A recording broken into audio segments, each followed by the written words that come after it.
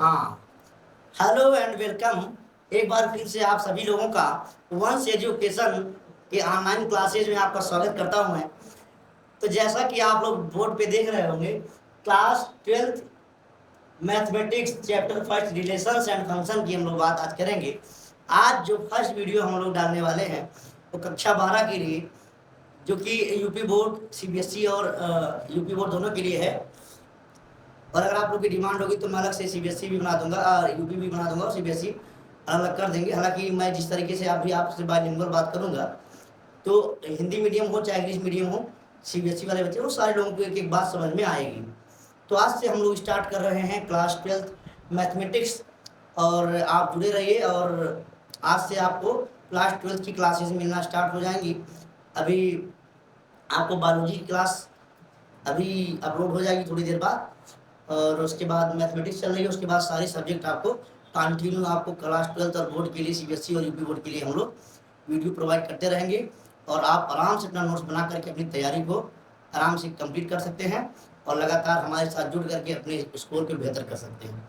तो चलिए ज़्यादा देर ना करते हुए मैं टॉपिक पर आऊँगा, जो कि है क्लास 12th मैथमेटिक्स का chapter number first relations and functions, जिसको हम लोग हिंदी में कहते हैं संबंध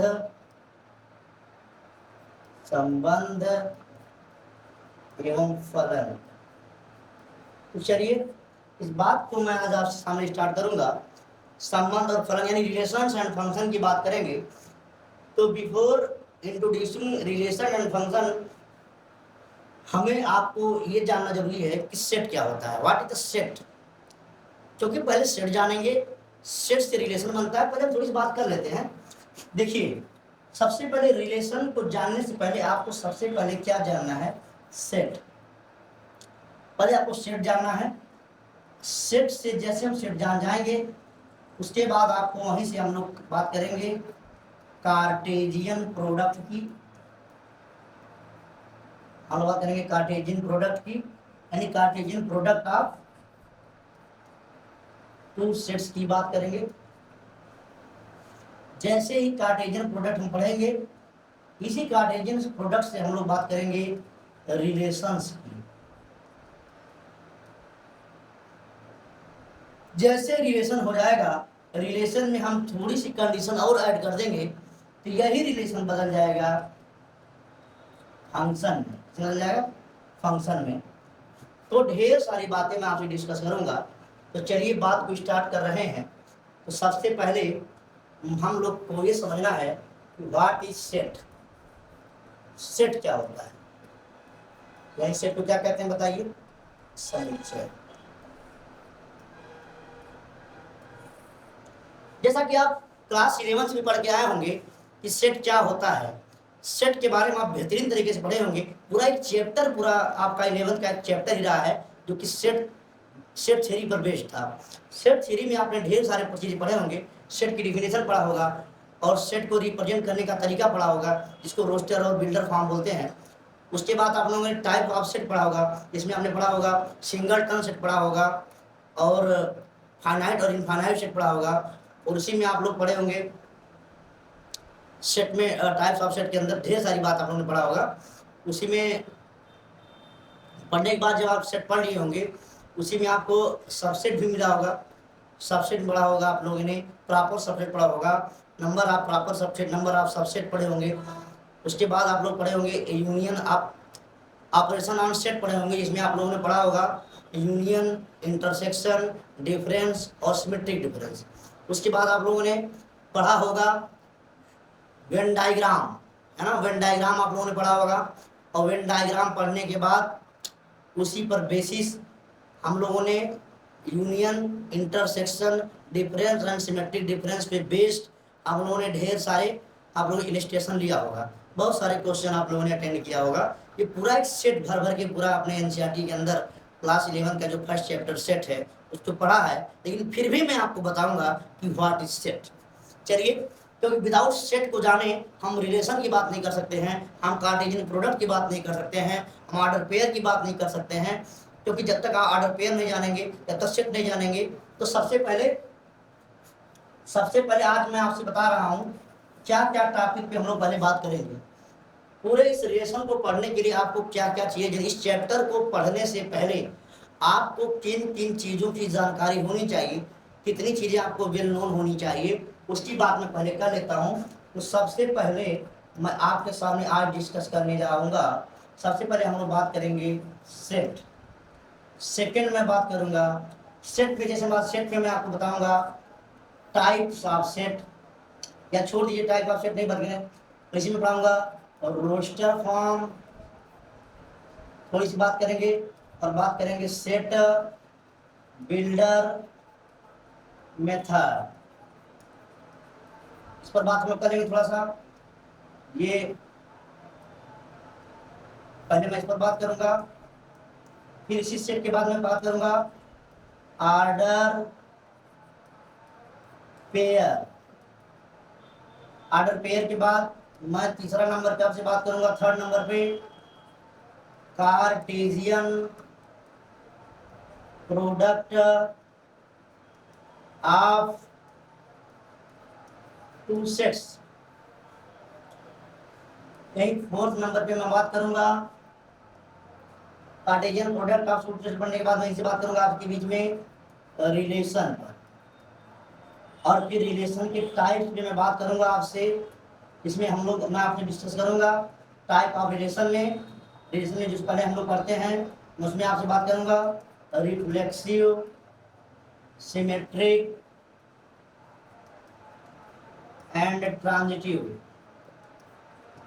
इसको पढ़ने के बाद तब हम लोग बात करेंगे फंक्शन पर। इस पर बात करेंगे फंक्शन पर, और फंक्शन में मैं आपको बताऊंगा टाइप ऑफ फंक्शन, और उसी में आपको थोड़ी सी बात मैं और कर दूंगा इनवर्टिबल फंक्शन। यहाँ तक मैं बात को आपके लेके धीरे धीरे चलूंगा, और जो बातें छूटती रहेंगी उनकी बातें हम लोग करते रहेंगे। इतनी बात मैं आपसे करूंगा, तो एक एक बात पे मैं आपके सामने डिस्कस करूंगा। तो सबसे पहले हम लोग बात करेंगे व्हाट इज सेट। सेट क्या होता है? तो सेट आपने पढ़ा होगा, आप लोगों ने पढ़ा होगा well defined collection of objects is known as set. Well defined collection of object is known as set. तो चलिए सेट क्या होता है? तो कलेक्शन होता है। क्या होता है? कलेक्शन होता है। और कलेक्शन कैसा कलेक्शन? वो भी वेल डिफाइंड कलेक्शन होना चाहिए। और वेल डिफाइंड होने के लिए क्या जरूरी है? तो सेट में सबसे पहले हम लोग क्या चेक करेंगे? सेट होने के लिए सबसे जरूरी क्या होता है? आप लोग जानते हैं सेट तब होगा, सेट होने के लिए सबसे जरूरी है वो क्या होना चाहिए? सबसे तो पहला होना चाहिए वो कलेक्शन होना चाहिए। क्या होना चाहिए? कलेक्शन होना चाहिए। और कलेक्शन का मतलब है पहले तो कलेक्शन होगा, और कलेक्शन तब होगा जब उसके अंदर जिसकी कलेक्शन हम तब कहेंगे जब उसमें अवयवों की एलिमेंट्स का नंबर ऑफ एलिमेंट की संख्या तथा स्थान, है ना, संख्या तथा स्थानीय number and place are fixed, या कैसे डिफिनिट। कलेक्शन जो कहेंगे उसमें नंबर ऑफ एलिमेंट और उसका जो प्लेस है वो क्या होना चाहिए? डिफिनिट, निश्चित होना चाहिए। स्थान तथा संख्या निश्चित होनी चाहिए, तब हम कलेक्शन कहेंगे। और जैसे कलेक्शन हो जाएगा तो फिर पहले तो कलेक्शन होना चाहिए, और कलेक्शन हो गया तो वो क्या होना चाहिए? डिस्टिंक्ट होना चाहिए। क्या होना चाहिए? डिस्टिंक्ट होना चाहिए। और उसके बाद क्या होना चाहिए? डिस्टिंग्विशेबल होना चाहिए। यानी यहाँ अंतर होना चाहिए, और यहाँ कह रहे हैं अंतर करने योग्य होना चाहिए। ये बातें आप लोग 11th में पढ़ कर आए हैं, उतना मैं बात नहीं करूँगा, लेकिन थोड़ी सी बात हम लोग कर रहे हैं। तो सेट क्या होता है बताइए? सेट होता है well defined collection of object is known as set. Well defined होना चाहिए। वेल डिफाइंड का मतलब है कि कोई भी स्टेटमेंट लिख दिया जाए, कोई भी कलेक्शन, ऐसा कलेक्शन जो वेल डिफाइंड हो। वेल डिफाइंड का मतलब डिफिनीशन बिल्कुल एग्जैक्ट होनी चाहिए, बिल्कुल क्लियर होनी चाहिए, जिसको देख करके, जिसको पढ़ करके कोई भी व्यक्ति आसानी से बता सके कि कोई एलिमेंट उस सेट में बिलोंग करेगा कि नहीं करेगा। क्या मैंने बताया? वेल डिफाइंड का क्या मतलब है? वेल डिफाइंड का मतलब है कि जो डिफिनेशन जो है उतनी एग्जैक्ट होनी चाहिए, उतनी प्रिसाइज होनी चाहिए, so that everybody can easily tell whether an element will belong to the set or not। तो वो हो गया वेल डिफाइंड। और सेट को रिप्रेजेंट करने का तरीका बड़ा सिंपल है। जैसे मैंने बोला कि मैं बोल दूं कलेक्शन ऑफ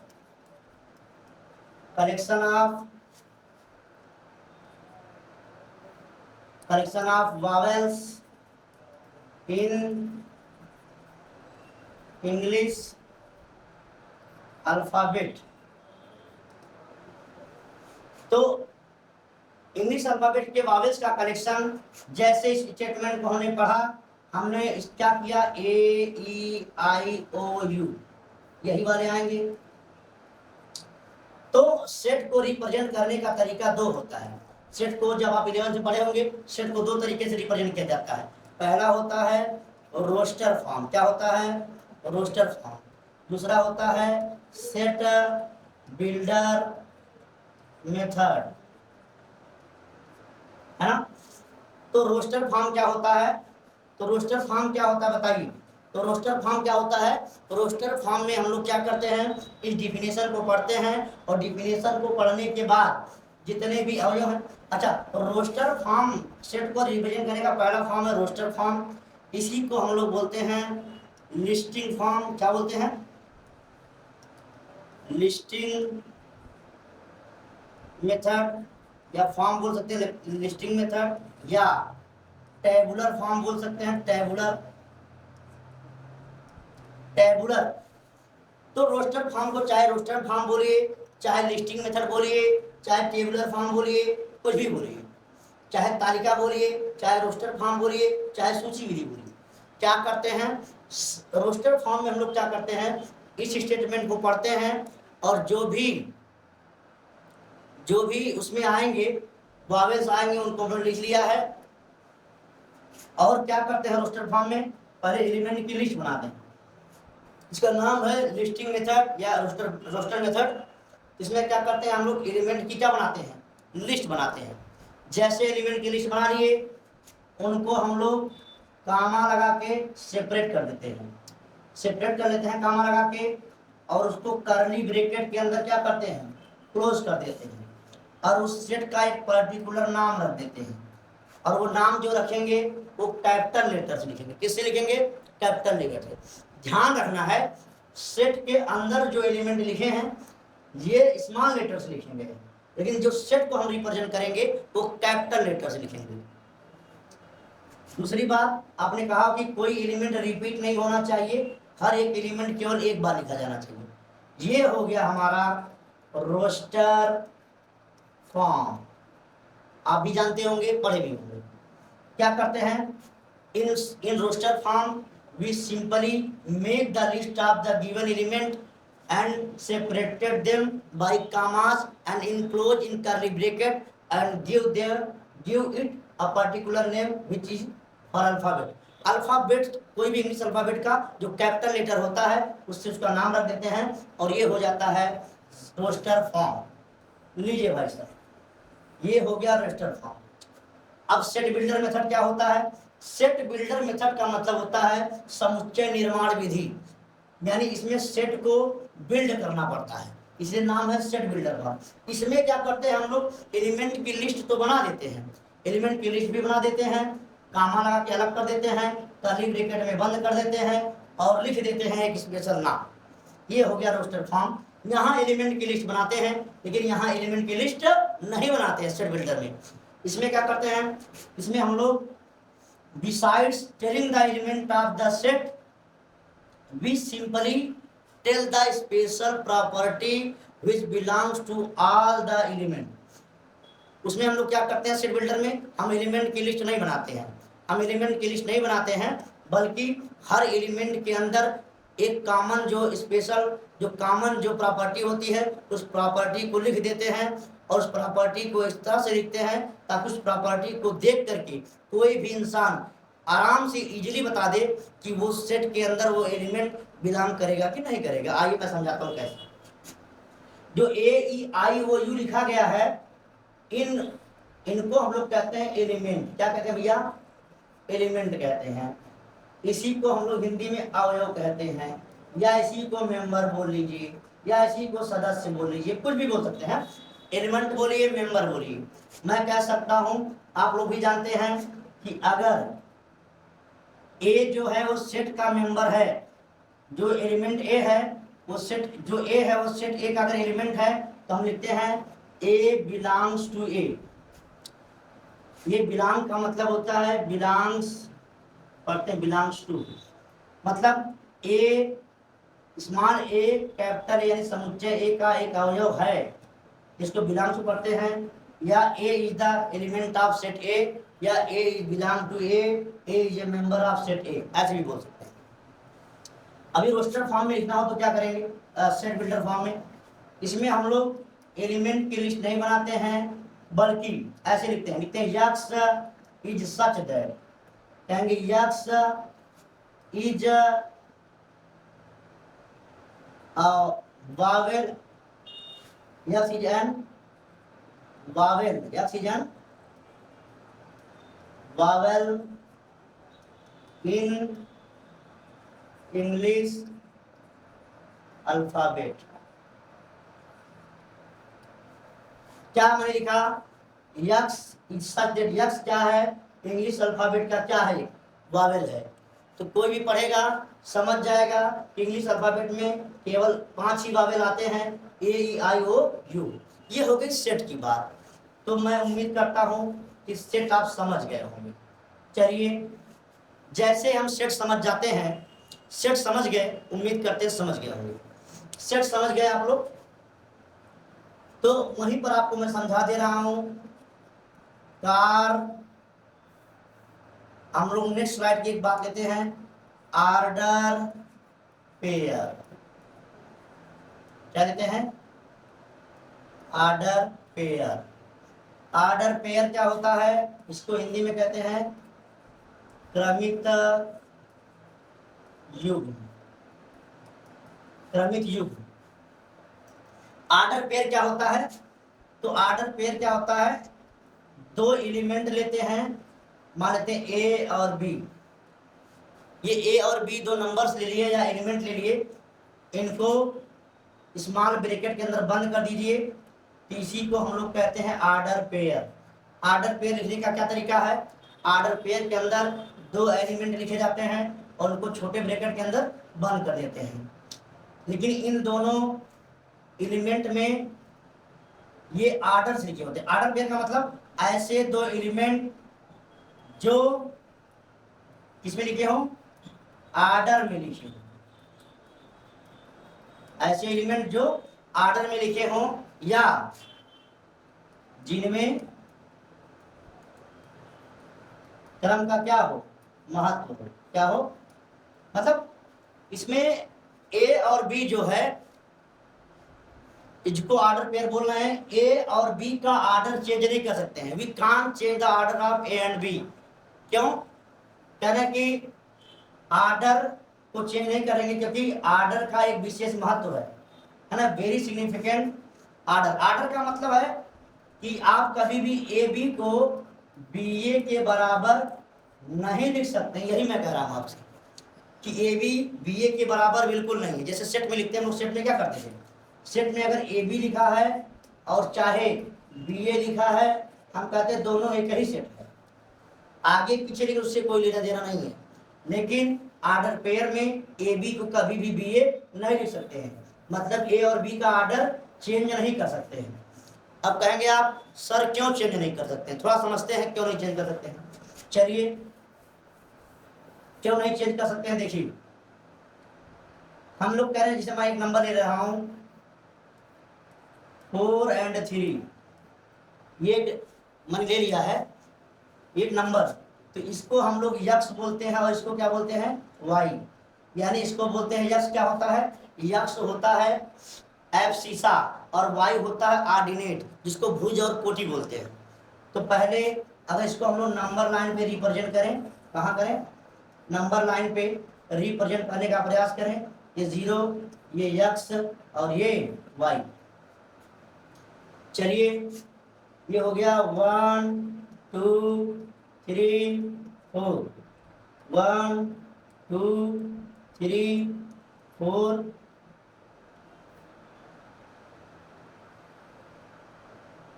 थ्री, ये 4 है ना।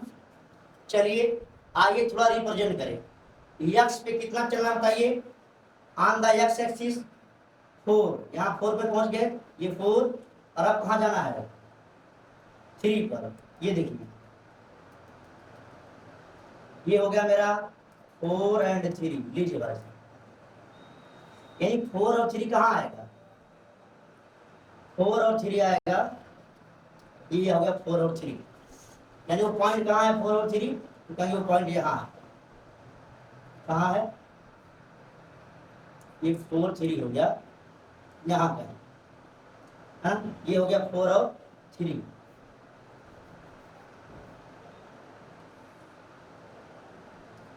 ये 4 और 3 हो गया।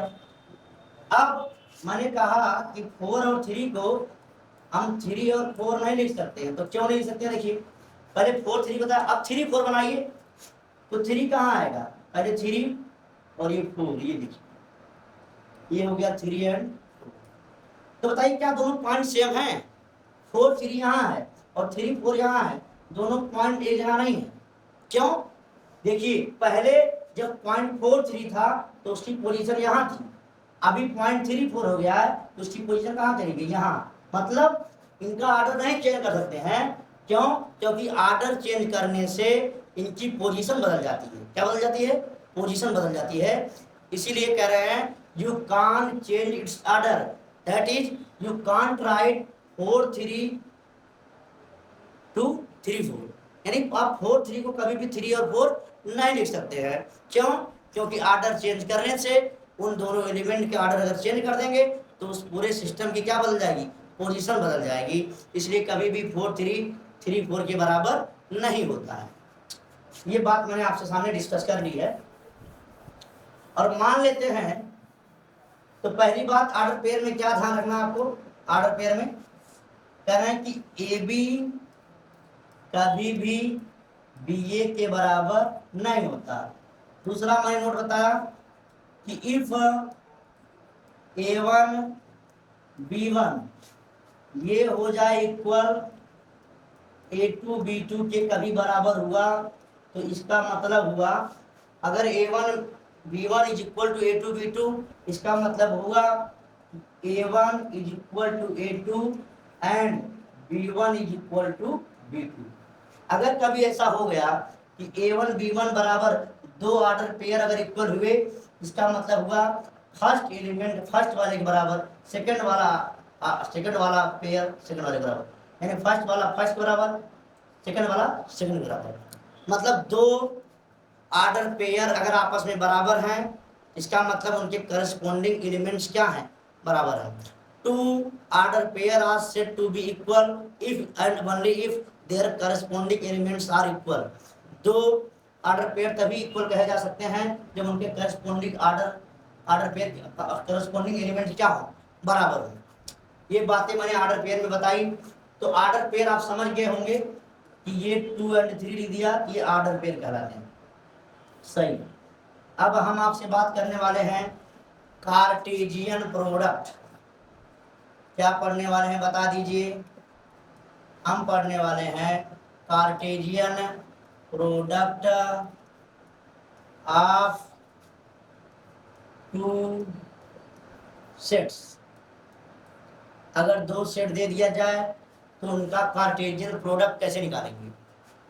Cartesian product of two set का मतलब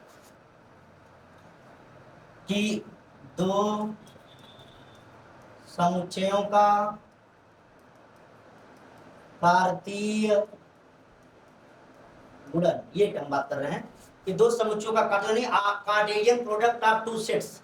तो कह रहे हैं मान लीजिए ए क्या है, कह रहे मान लीजिए ए कोई सेट है जिसको हम कह रहे हैं 1 2 एंड 3, और कह रहे हैं बी कोई सेट है जिसको हम लोग कह रहे हैं 4 एंड 5। लीजिए ये दो सेट लिखे हैं और आपको इनका कार्टेशियन प्रोडक्ट निकालना है। तो इनका कार्टेशियन प्रोडक्ट लिखते हैं ए क्रॉस बी सी। किसे लिखते हैं? ए क्रॉस बी सी। इसको ए गुणे बी भी पढ़ सकते हैं, ए मल्टीप्लाई या ए क्रॉस भी पढ़ते हैं। इनका Cartesian product of A and B कैसे निकालते हैं? तो कहेंगे कार्टेशियन प्रोडक्ट कैसे निकालते हैं, तो कैसे निकालेंगे सुनिए। Cartesian product of two set क्या होगा? तो ऐसे दो एलिमेंट होंगे, ऐसे दो एलिमेंट का सेट होगा जिसमें जो फर्स्ट एलिमेंट आएगा वो ए का रहेगा एंड जो सेकेंड एलिमेंट आएगा वो सेट बी से रहेगा। और यहाँ एक बात ध्यान देने वाली बात है कि ए एंड बी, यहाँ लिख देता हूँ थोड़ी सा, वेयर सेट, वेयर, यहाँ नोट करने वाली बात यह है कि where set A and B are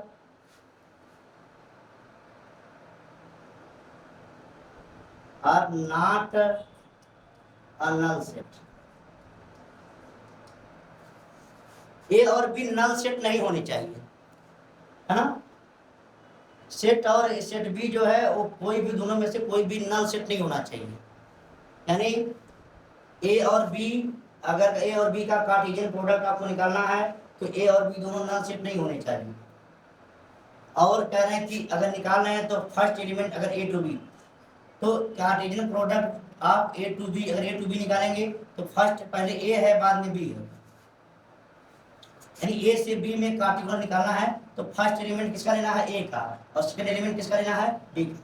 तो कह रहे हैं दो समुच्चयों का जो कार्तीय होता है वो ऐसे एक समुच्चय होता है, यानी दो समुच्चयों का कार्तीय गुणन ऐसे क्रमिक युग्मों का समुच्चय होता है जिसका पहला अवयव ए से तथा दूसरा अवयव बी से बिलोंग करता है। बस इतनी सी बात है। कह रहे हैं the Cartesian product of two non empty set is the set of is collection of those order pair whose first element belong to set A and second element belong to set B। लिखूंगा इस बात को मैं अभी आपके सामने। तो चलिए तभी मैं यहाँ से बात को अभी लूंगा, उससे पहले मैं यहाँ से कर लेता हूँ। तो कैसे लिखेंगे उस बात को थोड़ा सा मैं आपके सामने लिख देता हूँ। तो क्या होता है कार्टेशियन प्रोडक्ट, लिखते हैं, लिखेंगे Cartesian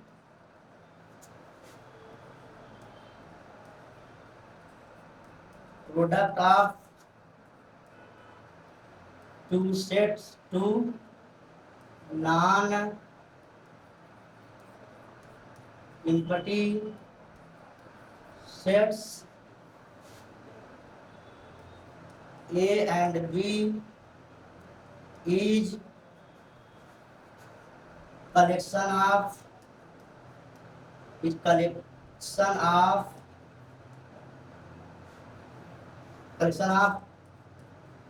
those order pairs whose first element belongs to set A and second element belongs to set B। लीजिए भाई साहब, कार्टेशियन प्रोडक्ट हो गया। The Cartesian product of two non empty set A and B is collection of those order pairs whose first element belongs to set A and second element belongs to set B. And यहाँ से लिखता हूँ and Cartesian and यहाँ जो and denoted by, कैसे denote करते हैं दो सेट का कार्टेशियन प्रोडक्ट, यानी denoted by A cross B.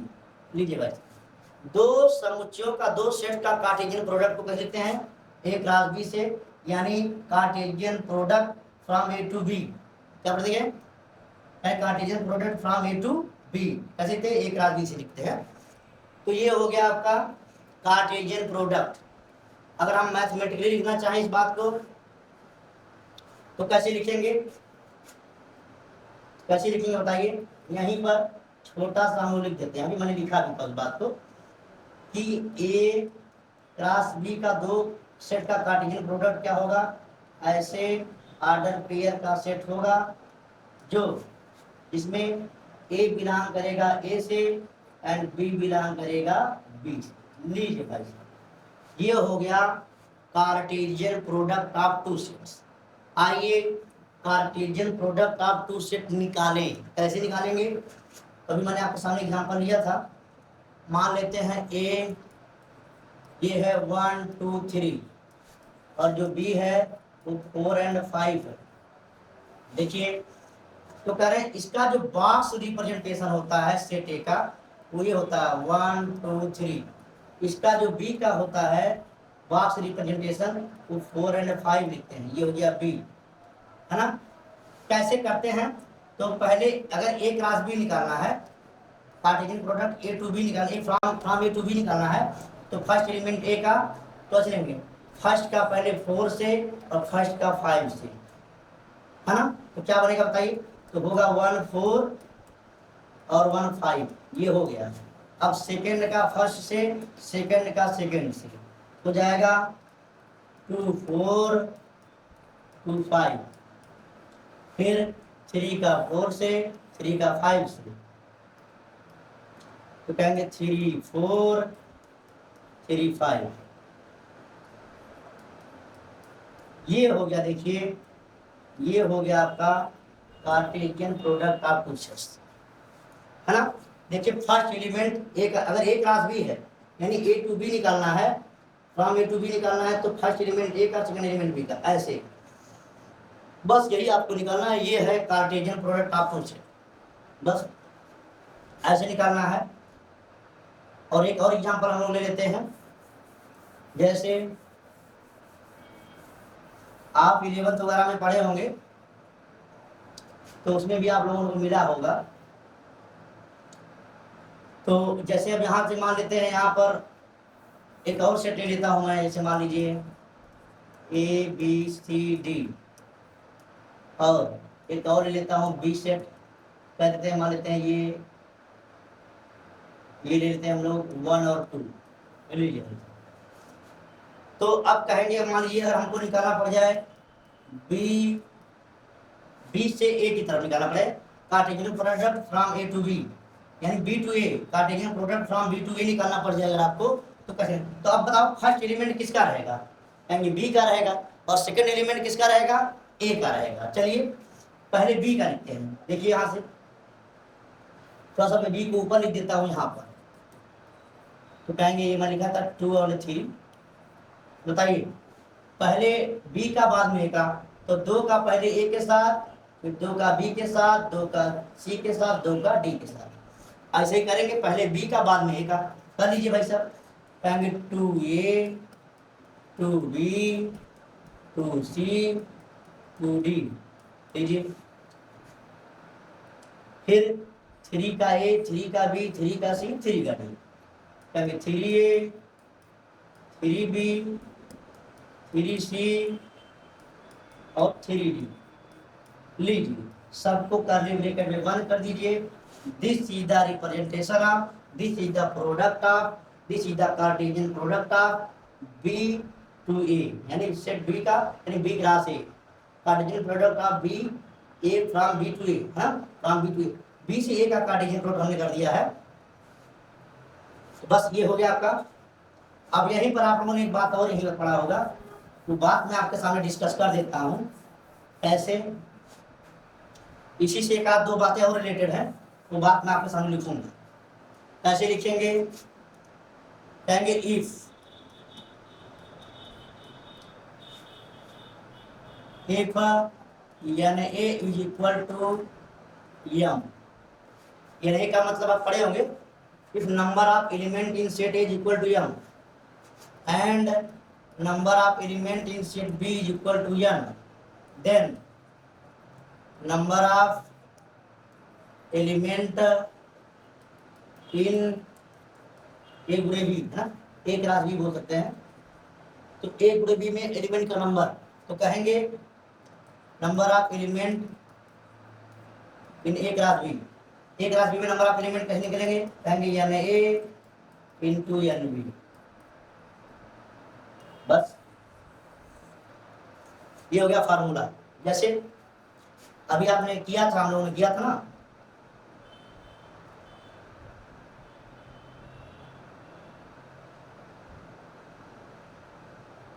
ये हो गया।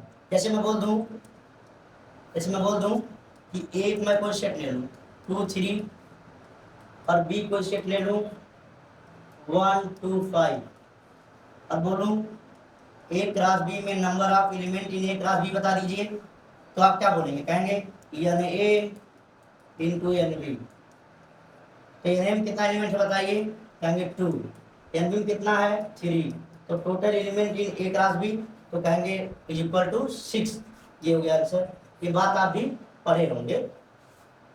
बस, तो आज मैंने आपको क्या क्या डिस्कस किया? मैंने आज आपके सामने डिस्कस किया है सेट डिस्कस किया।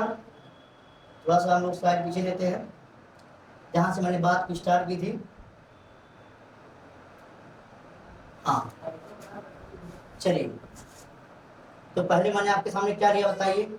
पहले मैंने सेट लिया, फिर मैंने Cartesian product of two set लिया, यानी उससे पहले मैंने आपको ऑर्डर पेयर लिया है। तो मैंने क्या क्या बताया पहले आपको बताइए। मैंने आज आपको पढ़ाया सेट, फिर मैंने पढ़ाया सेट को रिप्रेजेंट करने का तरीका, फिर सेट के बाद मैंने पढ़ाया आपको ऑर्डर पेयर। ऑर्डर पेयर पढ़ाने के बाद मैंने आपको पढ़ाया Cartesian product of two sets. कल हम लोग यहीं से बात करेंगे रिलेशन की, इसकी बात करेंगे। आपका चैप्टर कल से स्टार्ट होगा।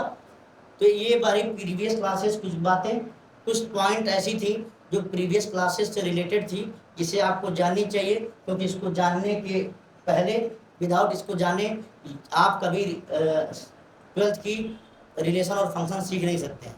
इसलिए मैंने प्रीवियस क्लासेस की कुछ बातें आपसे रिकॉल की हैं। कल हम कंटिन्यू करेंगे।